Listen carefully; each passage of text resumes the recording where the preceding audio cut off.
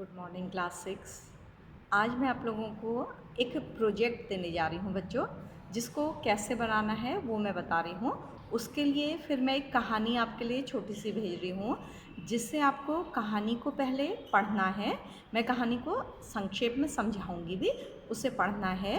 फिर उसके नीचे 5 प्रश्न दिए गए हैं, उन प्रश्नों को भी लिखना है और उनके उत्तर भी लिखने हैं। तो उसमें आपको वो 5 मार्क्स के होंगे, आपको 5 मार्क्स मिलेंगे। और उन्हें करना किस में है, ये ध्यान से सुनिएगा। उन्हें पंच पेपर में आपको करना है। पंच पेपर आप समझते हैं, रूल लीजिएगा बच्चों, जिसमें दोनों साइड रूल होते हैं। ठीक है, साइंस के लिए आप शायद एक साइड ब्लैंक लेते हैं पिक्चर्स वगैरह बनाने के लिए, लेकिन हिंदी के लिए आप बोथ साइड रूल लीजिएगा। ठीक, तो आपको समझ में आ गया होगा। आपको ये प्रोजेक्ट जो है 2 पंच पेपर में बनाना है। तो आप पंच पेपर का एक पैकेट ले लीजिएगा, आपको संस्कृत और हिंदी के लिए और भी ज़रूरत होगी। ठीक है, सबसे पहले आपको इस कहानी को 1 बार 2 बार आराम से पढ़ना है, समझना है, क्योंकि ये शिक्षाप्रद कहानी है। फिर इसके 5 क्वेश्चंस के आंसर बहुत अच्छे शब्दों में देना है। इसके लिए अपने पेरेंट्स की भी मदद ले सकते हैं। और ध्यान दीजिएगा कि इसमें राइटिंग बहुत अच्छी होनी है। और बच्चों, इसके लिए जो आपको फर्स्ट पेज बनाना है वो मैंने बनाकर भेजा है, वैसा ही आपको बनाना है। अपने मन से कोई भी एक्स्ट्रा काम या कम काम मत करिएगा। ठीक है, तो आप समझ गए होंगे। कहानी आपको सिर्फ पढ़नी है, कहानी को कॉपी नहीं करना है, पहली बात। दूसरी बात, 5 क्वेश्चन आपको कॉपी करने हैं और उसके पश्चात उनके आंसर्स देने हैं। तो काम करने का तरीका 2 तरह का हो सकता है। एक तो पहले आप क्वेश्चन नंबर 1 को कॉपी करिए और उसका आंसर दे दीजिए। दूसरा तरीका हो सकता है कि आप पहले 5 क्वेश्चन कॉपी कर लीजिए और उसके पश्चात 5 आंसर दीजिए। तो आपको जैसे भी ठीक लगे वैसे आप काम करिएगा। ठीक है, तो कहानी मैं आपको बता रही हूँ, उसको संक्षेप में सुना रही हूँ। कहानी बच्चों, एक घना जंगल था। घना आप समझते होंगे, डेंस फॉरेस्ट। बहुत घने पेड़ थे वहाँ पर। दिन में भी बच्चों ऐसा लगता था कि रात का दृश्य हो रहा है। डर लगता था उस जंगल में जाने में। बहुत ही हरियाली थी चारों तरफ। उस वन का नाम सुंदर वन था। सुंदर वन में 2 मित्र रहते थे, एक चींटा और टिड्डा। दोनों की दोस्ती थी आपस में, लेकिन दोस्ती तो थी, लेकिन उन दोनों के बीच में उनके स्वभाव में अत्यधिक अंतर था। अंतर क्या था देखिएगा, मैं बताती हूँ आपको। एक बहुत आलसी था और दूसरा बहुत परिश्रमी था। तो जो टिड्डा था वो आलसी था और जो चींटा था वो परिश्रम करता था दिन रात। तो क्या करता था वो, टिड्डे को वायलिन बजाने का शौक था, गिटार बजाने का। तो वो दिन भर क्या करता था, इधर उधर बैठकर घूमा करता था और गिटार बजाया करता था जंगल में। कोई काम नहीं करता था, काम करने में उसका मन नहीं लगता था। लेकिन जो चींटा था वो बहुत परिश्रमी था। दिन भर घूम घूम कर भोजन इकट्ठा करता था और बिल्कुल भी बैठता नहीं था। तो टिड्डा कभी कभी उससे कहा करता था कि तुम्हें बैठ जाना चाहिए, तुम इतना परिश्रम क्यों करते हो। लेकिन चींटा कभी भी टिड्डे की बात नहीं मानता था, वो लगातार काम करता था।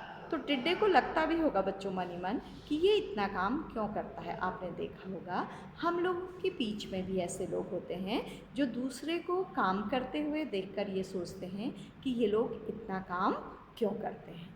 तो बच्चों, इस तरह से चींटे के पास खूब सारा खाना जमा हो गया। उसने अपने सर्दियों के लिए, कठिन टाइम के लिए खाना जमा कर लिया। लेकिन टिड्डे के पास कुछ भी नहीं था, वो रोज का रोज पेट भर लेता था। तो धीरे धीरे मौसम में परिवर्तन हुआ, सर्दियों का मौसम आया, चारों तरफ बर्फ़ गिर गई और जंगलों में तो और ठंडा हो जाता है। तो प्राणियों का अपने बिलों से, अपनी जगहों से बाहर निकलना मुश्किल हो गया। तो फिर क्या हुआ, टिड्डे के पास भोजन के लिए कुछ भी नहीं था और चींटा आराम से अपने घर में बैठा हुआ अपना जो जमा भोजन था उसको खा रहा था। तो उसको सर्दी से कोई परेशानी नहीं हो रही थी। तो इस तरह से टिड्डे का जीवन बहुत मुश्किल में पड़ गया, वो बहुत कमज़ोर हो गया। तो अब उसे समझ में आ रहा था कि चींटा जो दिन रात परिश्रम करता था वही सही था। टिड्डे ने गलत किया था। तो अंत में चींटे को टिड्डे पर दया आई। उसने अपने भोजन का कुछ हिस्सा टिड्डे को दिया और उसकी जान बचाई और उसे समझाया कि मित्र कभी भी खाली नहीं बैठते हैं, हमेशा परिश्रम करते हैं और भविष्य के लिए भी कुछ न कुछ सोच कर रखते हैं।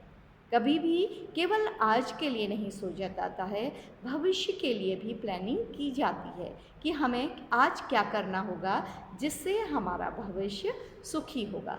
तो इस तरह से इस कहानी में जो चींटा है वो परिश्रमी लोगों का प्रतीक है और जो टिड्डा है वो आलसी लोगों का प्रतीक है बच्चों।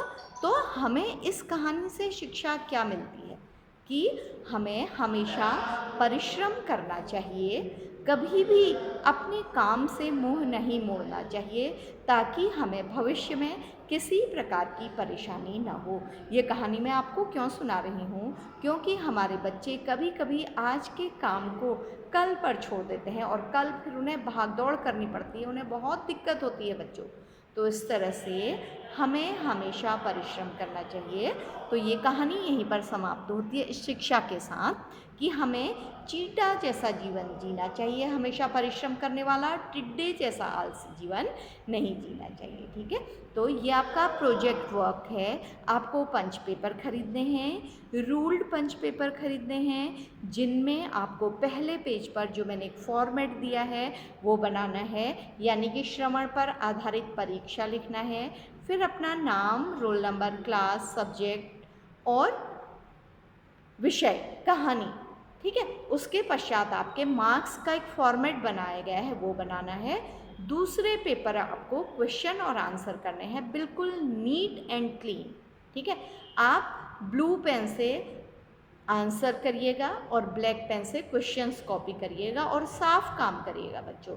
आपको कितने पंच पेपर चाहिए एक प्रोजेक्ट के लिए? 2 पंच पेपर, और अच्छी तरह से काम करिएगा तो इस प्रोजेक्ट में आपको 5 मार्क्स मिल सकते हैं। तो बच्चों इस तरह से आज की हमारी ये कक्षा यहीं पर समाप्त होती है।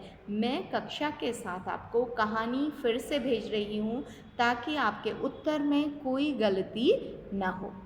ठीक है, तो हिंदी की गलती मत करिएगा क्योंकि मैं परीक्षा में देख रही हूँ बच्चों आपके हिंदी लिखने में अनेक त्रुटियाँ होती हैं, स्पेलिंग मिस्टेक्स होती हैं। तो कहानी में इस प्रोजेक्ट को करने में आप कोई भी स्पेलिंग मिस्टेक नहीं करेंगे। मैं फिर से रिपीट कर रही हूँ, पहले पेज पर फॉर्मेट बनेगा जो मैं भेज रही हूँ, सेकंड पेज पर आप क्वेश्चन आंसर करेंगे। तो बच्चों इस तरह से आज की हमारी ये कक्षा यहीं पर समाप्त होती है। Thank you 6th class, thank you बेटा।